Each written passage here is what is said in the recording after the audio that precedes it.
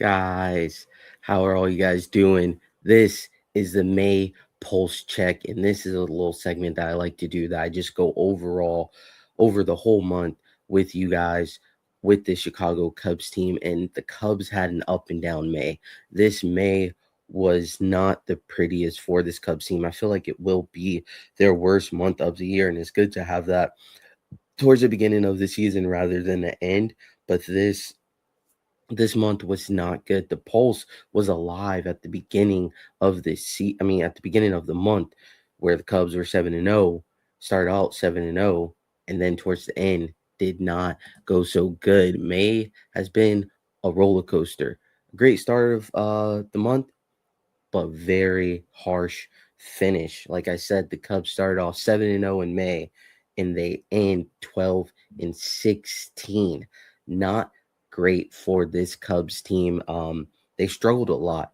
They joined the Dodgers to be the first team since the Dodgers in 2017 to have a 10-game winning streak and to have a 10-game losing streak in the same season. So you see what I mean by it was a roller coaster, a lot of highs and a lot of lows. The pulse was up here, then came down here towards the end of the month. And let's take a deep dive into the NL Central standings as of today.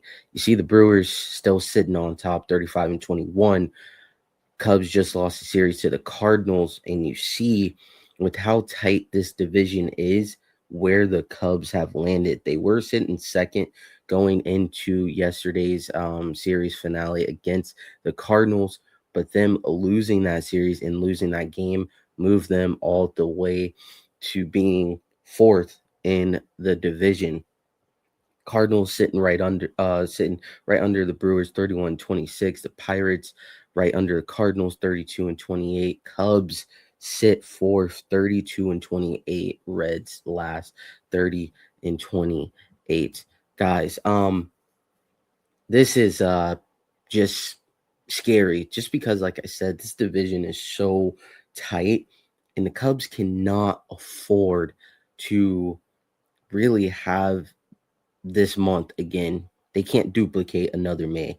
They have to duplicate the first half of May, I would say, where they start off 7-0, because this division is super tight, and just losing a game or two can definitely put them in a hole, because now the Cubs, they sit just 5 games back in the division, which is insane, just off of one loss from being second to now being fourth in the division, guys. And if you are still here with me, please share and subscribe if you love everything Just Another Year Chicago Cubs does. We need 8 more followers to our goal of 1.3K. So, guys, if you could please just subscribe and share with your friends and family if you are a Cubs fan, if you love staying up to date on everything Chicago Cubs news from Just Another Year. Also, let's get into it, guys. Here is the first pulse check of May, and we have the heartbeat being Ian Happ. Ian Happ is patient number 1, has 13 home runs. He leads the team in home runs, RBI 31, ops percentage of 833, and has a batting average of 234 currently. Ian Happ is the heartbeat of this team. And the reason why I say he is the heartbeat, I know a lot of people will probably disagree with me, but why I say Ian is the heartbeat is because he's the one who pulled this team out of a 10-game slump. He wasn't particularly playing good. The whole team wasn't, honestly. And Ian provided that spark.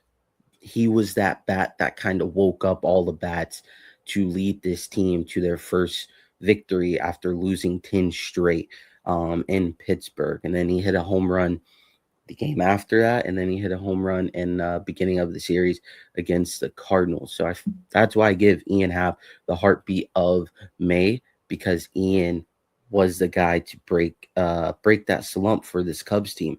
And I feel like Ian always has been a streaky hitter for sure, but he has always provided a high WAR, or like a good WAR, a good on base percentage and good ops. Yes, he is streaky, but Ian is the heartbeat and the heart and soul of this team, and he especially was in May.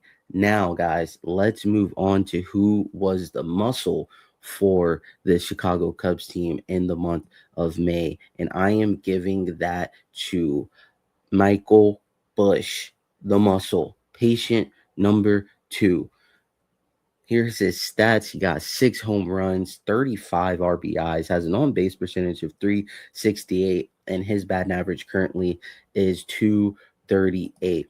And the reason why I want to give the muscle to Michael Busch for the month of May is he found his footing with lots of production. And the reason why I say lots of production is when the Cubs played the Reds and at the beginning of May, he was right in the thick of it, finding everything out, because in April he kind of struggled to start the season, but he figured it out at the right time for this Cubs team in the midst of their 10-game winning streak. And he had a walk-off in that Cincinnati series as well, and he was providing consistent RBIs and just being really, really productive for this team when they were struggling. He was the only one really consistently getting hits, trying to start a rally for this Cubs team. And guys, last but not least, we're going to go to patient number 3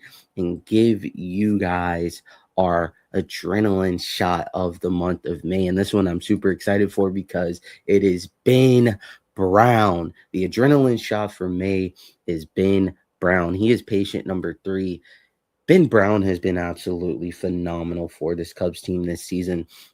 His ERA is a 1.92, has 53 strikeouts, has a whip rate of 93, and only has allowed 1 home run. Ben Brown has been the most reliable pitcher for this Cubs team this month.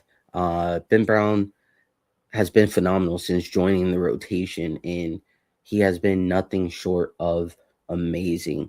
He has been the go-to for this team, and that's why I give him the adrenaline shot, just because you could see in his last start where the Cubs lost the first game to the Cardinals in that series. Second game, they really needed a pitcher to go out there after Shota just bombed his start. They need a pitcher to go out there and dominate.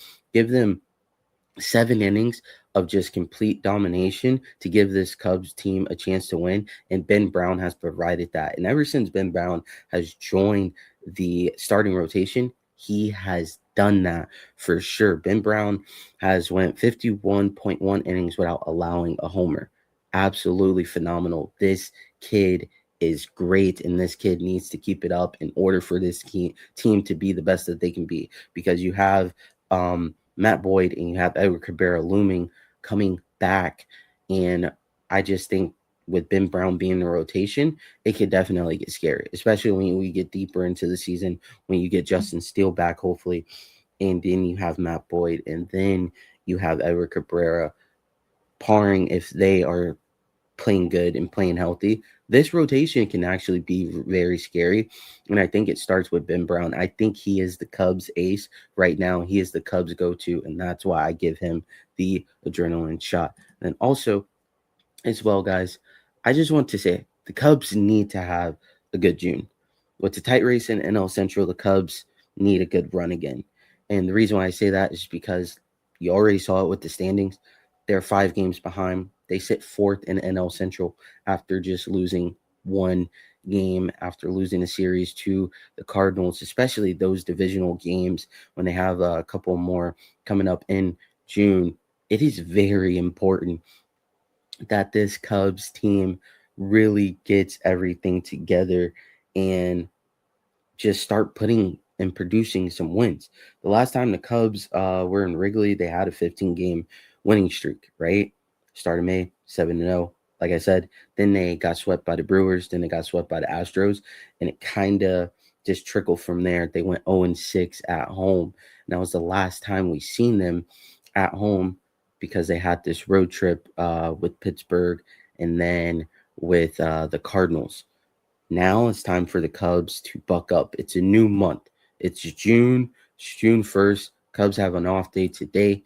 It is time for them to kind of get everything together and wipe May away and start producing some more runs so they don't put themselves in the bottom, and they can actually start going and get this ball rolling, so they can make it to October, because the play so far in May is not October baseball. And I think this Cubs team is better than that. I see a lot of players coming around, like Dansby Swanson is struggling right now, but with the rest day today, like I said, hopefully it resets him. Maybe give him an extra rest day against the A's, who particularly haven't been playing such good baseball.